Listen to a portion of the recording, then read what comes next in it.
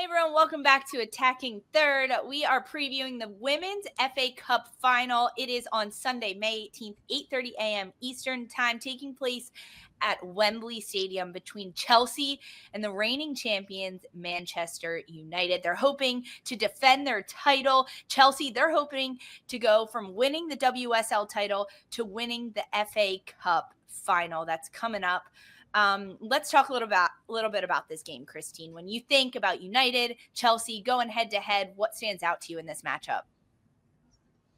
We want revenge, United edition, because going back to United's first FA Cup final in 2023, Chelsea beat them. Okay. Chelsea also managed to finish out their season against them only a week or so. What week are we in? April 30th.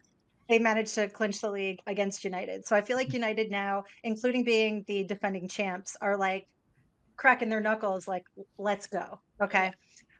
United, as we mentioned before, have managed to do quite a bit of work. Semifinal work that they did against City. Again, City have not been their best this season.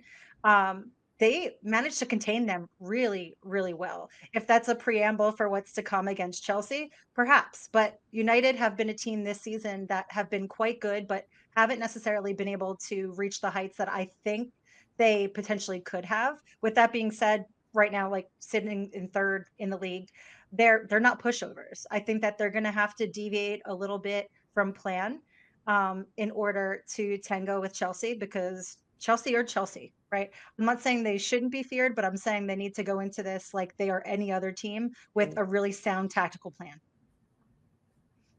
United is coming off of a kind of a rough couple of last week in their season because they weren't picking up wins. They weren't playing that consistent, winless in their last four. However, on the last match day, they only lost to Arsenal by one. It was 4-3. And the way that game unraveled, it felt like it was completely out of Manchester United's hands, but then they clawed their way back into the game and they scored a couple of goals. They came within one of Arsenal. They did it at the Emirates in front of like over 45,000 fans, 46,000 fans. And they couldn't hear each other. They were going up against big opposition. And Mark Skinner, the head coach for United, said, "We are using that game as a rehearsal." Arsenal game was a rehearsal for what they're going to do against Chelsea. And if you have that mindset going into your final game at the Emirates, huge crowd, Arsenal team, knowing that they're going to bring their all, and you go down, what was it, 3-1 ultimately, and then you claw your way back, that mindset that United has right now is only going to help propel them forward in this game against Chelsea, because they've got, I think, momentum. Despite losing that game and losing their last couple, momentum is on the side of United. They are trying to defend their title, and they also want to take down Chelsea. And when you have all of that on the mental side of the game going into it, that's to me half the battle against this Chelsea team. The other half comes down to tactics, comes down to health, who you have available, and how you can execute on the pitch ultimately. I think the tactics are going to be so interesting, Lisa, just off the back of what you've just said. And also, okay, that might have been a big rehearsal for them at the weekend, but also they played Chelsea really recently. And I feel like that felt like a big rehearsal. Mark Skinner didn't play Ella Toon, didn't play Turland. And we were all kind of thinking, what's he doing? Is this because he knows that they're going to play against each other in a final and didn't want to show all of their cards? So I'm really intrigued to see if... That's what I think. I think he was reserving them to be like, we're going to give you a 1-2 punch, and this is the one. Just wait for the two. For sure.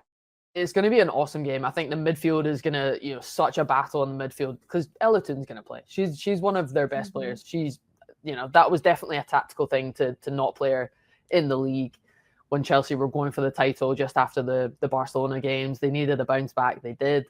But no, I think tactically it'll be so interesting to see how much they go for the game, whether they go press high up the pitch or sit more of in a low block and just bide their time. But man, they have to keep some Chelsea forwards quiet, so it's going to be awesome. I think it has to be a balance for United of going and also sitting, reading the game really well, what Chelsea is giving you, and allowing Chelsea's back line to have the ball.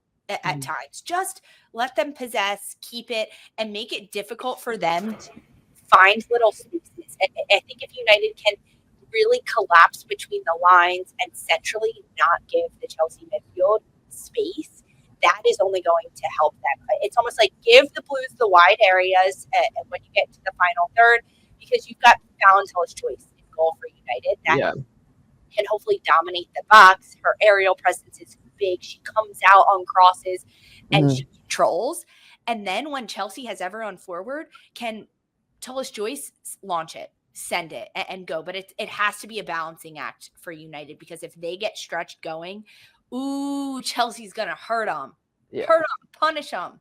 Well, I think even more so because Chelsea have kind of changed their formation a little bit recently. They've been playing with a back three, wing backs with Lucy Bronze and Niamh Charles. So I think stepping into this weekend, they kind of have to adjust based on what they play against, which I think is so difficult. Like exactly what you're saying, in a cup final, big crowd, you can barely hear each other, let alone try and communicate. And they'll have to do that based on, those early moments.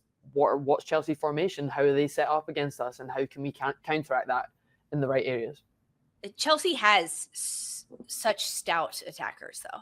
I mean, defensively, midfielders, they have great players all over the pitch that do so well. But Beaver Jones this year has taken on a new role for Chelsea that has come up clutch in moments, which she didn't used to be a clutch player. But Chelsea was kind of lacking that. I'm going to say it again, clutch striker that just came up in big moments and got good positioning. And Beaver Jones has kind of found herself in that role.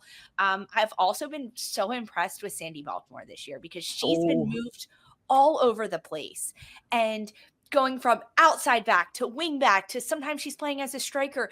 And no matter where Sonia Bonpastor puts Sandy Baltimore, she performs. She is consistent. She's at a high level. She understands the different roles that are called upon her based on the different positions, while also still relying on what allowed her to get the flexibility to play in those roles, being good with the ball at her feet, going at attackers 1v1, creating numerical overloads with the players around her. That is what Sandy Baltimore does so well. She has to have a really good game against United. For sure. I think, especially when Lauren James went out injured, they were missing that sort of one-on-one forward player. I still love Ritten Kanerud and Guru Reiten. They have so much depth. I could list off so many players. It's ridiculous. But Baltimore, for me, I'm so glad you brought her up. She's been one of my favorite players to watch this season, and not just for her defensive prowess all the defensive work she's done, to then move into that forward role and step up and still bring so much quality. I think Lauren James being injured was probably a big impact on that and pushing her further up the pitch. But I do think Sonia Bonpastor is in a point where she's just trying to get her best players on the pitch at this point. So many good defenders. Niamh Charles can come in and step onto that pitch as well. But Baltimore has been unbelievable. She's a big player for Chelsea and definitely been my one to watch for this weekend.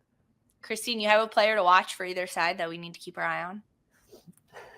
Player for either. I mean, like all of Chelsea. No, I think always Cuthbert. I feel like she's so integral to that midfield.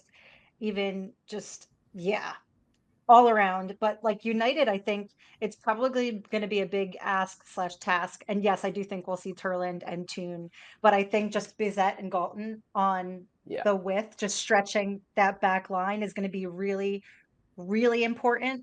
So I don't think I'd pick a singular player for United just because they haven't really had a singular player to rely on outside of Ella Toon. And that's just like getting the job done, right? Turland, of course. But I think it's going to have to be a comprehensive performance for them. Right. And I don't think that they're going to, I mean, obviously they have Valentel's Joyce, but you need not be relying on her getting peppered with shots from Chelsea in an FA Cup final when this is yours to defend, baby. I just want to see the villain. I mean, I'm sorry, but I am a little bit of a villain in the respect that like denying Chelsea a domestic treble would mean more to me at this point when you can't win the league. I absolutely be like, I spit on your domestic treble. I'm looking at Gunnersaurus in the back and I'm like, yeah, that's it. The Gunner in you is like, wants to stop the domestic treble. I love it. Absolutely. That you guys are both like, stop it. put Chelsea down. I'm saying For somebody's got to do it. For United, I want to give a shout to Grace Clinton. Yeah. Because this is a player that oftentimes goes under the radar because of it. She's such a role player in the middle, but she dictates everything that United does. And if she is on her A game, she can defensively disrupt the transition for Chelsea, slow down their midfield, but also distribute, get some shots from distance, contribute in the attack. I mean, if Clinton can have a good game on both sides of the ball for United and be really consistent in that central unit, controlling the tempo and dictating when United goes, when they sit back a little bit, it's going to be a game changer for Manchester United. Do we have score predictions? I think we have to. I think we have to. We have to. I'm gonna go for a Man United upset and go 1-0 Man United. Whoa! Who gets the goal for United?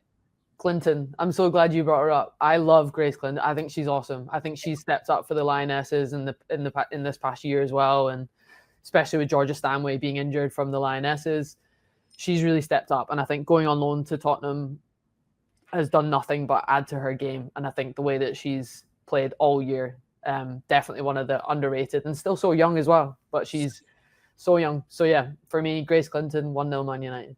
If Grace Clinton scores an absolute banger, top bins, Jen, I will be so happy. Upper 90. I will be so happy. I don't think that United's going to get the upset. I think Chelsea's going to do it. Oh, tomato. Of winning the title domestically. This is something that they want. Being out of Champions League, they've got an extra little hunger and a little bite to them. They know it's not going to be easy, but I do think that Chelsea will win. I'll give Grace Clinton a goal though, so I'm going to go 2-1 Nice. Chelsea.